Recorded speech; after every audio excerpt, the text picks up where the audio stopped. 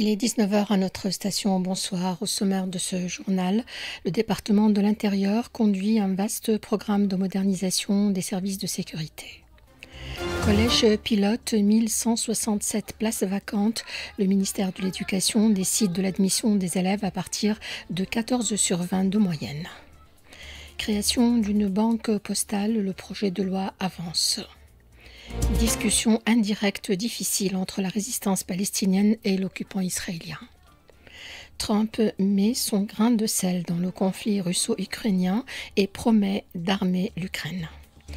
Et puis le défilé du 14 juillet à Paris met en place une armée prête au combat. Le ministère de l'Intérieur conduit un vaste programme de modernisation des services de sécurité. C'est ce qu'a annoncé aujourd'hui le ministre Khaled Nouri lors d'une plénière du Conseil national des régions et des districts. Ce plan prévoit la construction de 570 nouveaux postes de police et de garde nationale dans toutes les régions, initiative qui a pour but de rapprocher l'action sécuritaire du citoyen et de renforcer la lutte contre la criminalité. S'agissant du développement local, le département a mobilisé 242 millions de dinars pour la remise à niveau des voiries municipales et débloqué 410 millions de dinars d'aide destinés aux municipalités nouvellement créées. Selon le ministre, le taux d'exécution des projets dans ces municipalités a atteint les 78%. Et selon le président du Conseil national des régions et des districts, Ahmed Delbeli, le respect de la loi demeure la pierre angulaire de l'édification d'un État juste et stable, un principe qui, a-t-il insisté, ne prend tout son sens qu'appliqué à tous sur un pied d'égalité. Ouvrant aujourd'hui la séance plénière de dialogue avec le ministre de l'Intérieur, il a souligné que la sécurité n'est pas l'ennemi de la liberté, mais son garde-fou. La véritable liberté n'implique ni dérapage ni désordre. Elle ne saurait légitimer la remise en cause de la paix sociale ou des institutions au nom de prétextes fallacieux ou d'agendas inavoués. Saluant des avancées notables dans la lutte antiterroriste, le démantèlement des réseaux de contrebande et de traite humaine et la neutralisation de groupes criminels organisés, le président du Conseil a estimé que ces succès illustrent un professionnalisme élevé et une vigilance constante des forces de sécurité. Et lors de la même séance de dialogue avec le ministre de l'Intérieur, les interventions des membres du Conseil national des régions et des districts se sont axées sur la nécessité de faciliter les services administratifs pour extraire les documents officiels et le renforcement de la sécurité devant les lycées. D'autres membres du Conseil ont soulevé les problèmes liés au délai de délivrance des documents administratifs. L'instauration de droits de douane sur les exportations tunisiennes vers les États-Unis aura un impact sur les exportateurs tunisiens et sur le consommateur américain en raison de la hausse des prix qui en découlera, a affirmé le président de l'UTICA lors d'une séance de travail avec une délégation de la Chambre du commerce américano-arabe nationale. Il a souligné lors de cette rencontre tenue en présence de l'ambassadeur américain à Tunis l'importance de développer les partenariats tuniso-américains sur la base de la confiance et des intérêts communs. Le ministre de l'Éducation a annoncé lors de son intervention aujourd'hui à l'Assemblée des représentants du peuple que le ministère a décidé de l'admission de tous les élèves qui ont obtenu une moyenne de 14 sur 20 et plus au concours d'entrée au collège pilote. Le responsable a indiqué que la capacité totale initialement prévue était de 3 850 élèves dans les différents établissements pilotes, mais que 1167 places demeurent vacantes. Il a ajouté que les épreuves du concours de cette année ont en général mis l'accent sur l'évaluation des compétences en réflexion et en analyse plutôt que sur la simple restitution de connaissances. Les résultats de la consultation nationale sur la réforme d'éducation devraient figurer à l'ordre du jour de la séance parlementaire. Le ministre de l'Éducation a annoncé lors de cette même séance plénière que le ministère a achevé l'intégration d'un premier groupe composé de 1096 professeurs et enseignants suppléants avant la fin de ce mois et qu'il est en train d'examiner les dossiers du deuxième et dernier groupe de cette catégorie pour son intégration au cours de l'an 2026 et ceci en application du décret présidentiel relatif à l'intégration de cette catégorie s'inscrivant dans le cadre de la décision visant à rompre avec la précarité de l'emploi en Tunisie.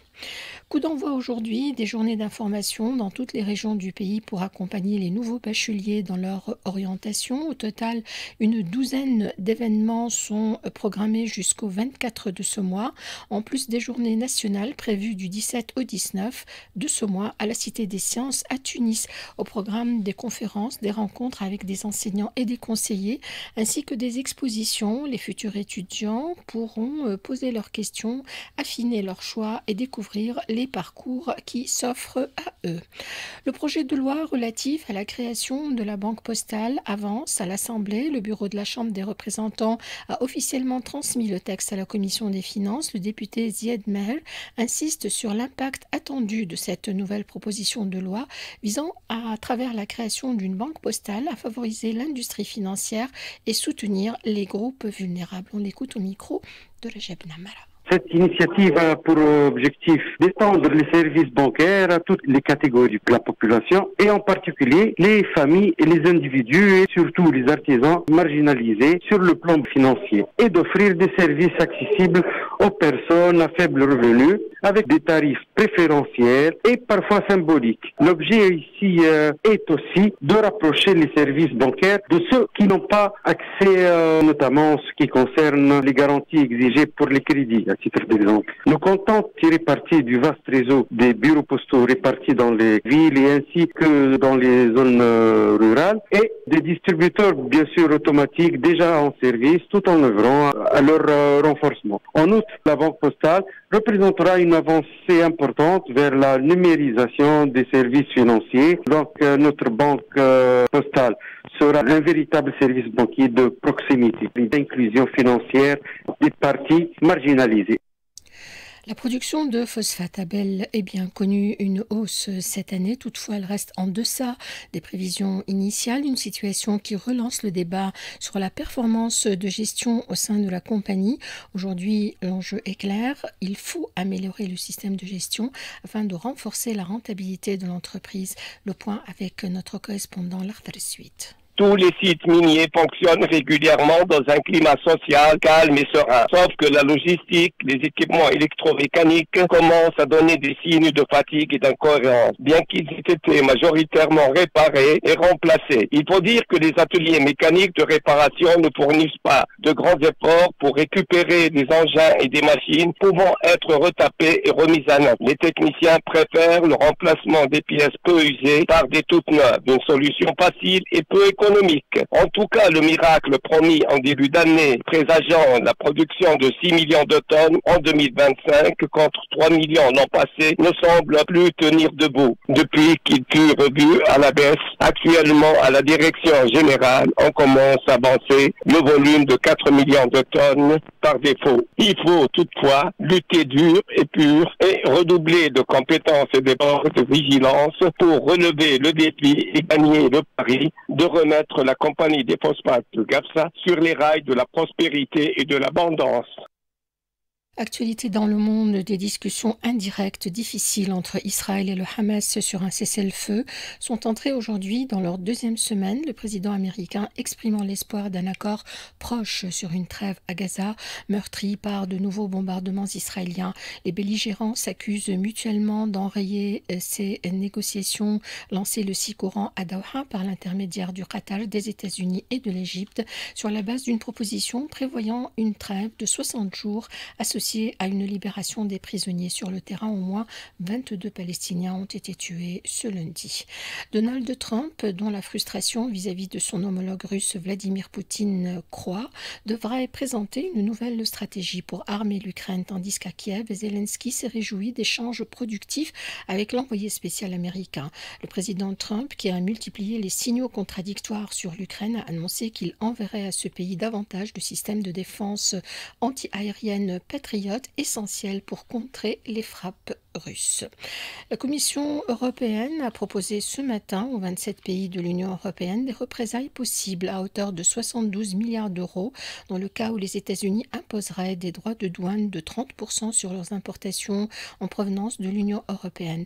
Les ministres ont adopté une position totalement unie sur la nécessité d'être prêts à réagir si nécessaire, a indiqué le ministre danois des Affaires étrangères dont le pays assure actuellement la présidence tournante de l'Union européenne. Il est est 19h10.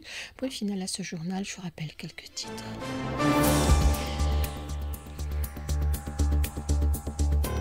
Des militaires entrés casque lourd à bord de leur blindé. Le défilé du 14 juillet à Paris a mis aujourd'hui en avant une armée prête au combat au lendemain de la promesse de Macron d'accroître encore les dépenses de défense face à un monde plus brutal. Le département de l'Intérieur conduit un vaste programme de modernisation des services de sécurité. Collège pilote, 1167 places vacantes. Le ministère de l'Éducation décide de l'admission des élèves à partir de 14 sur 20 de moyenne. Création d'une banque postale, le projet de loi avance. Discussion indirecte difficile entre la résistance palestinienne et l'occupant israélien. Trump met son grain de sel dans le conflit russo-ukrainien et promet d'armer l'Ukraine. Merci de l'écoute, merci à notre ami ingénieur son Nachla ce soir.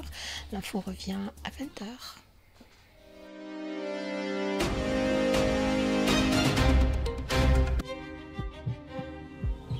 Le festival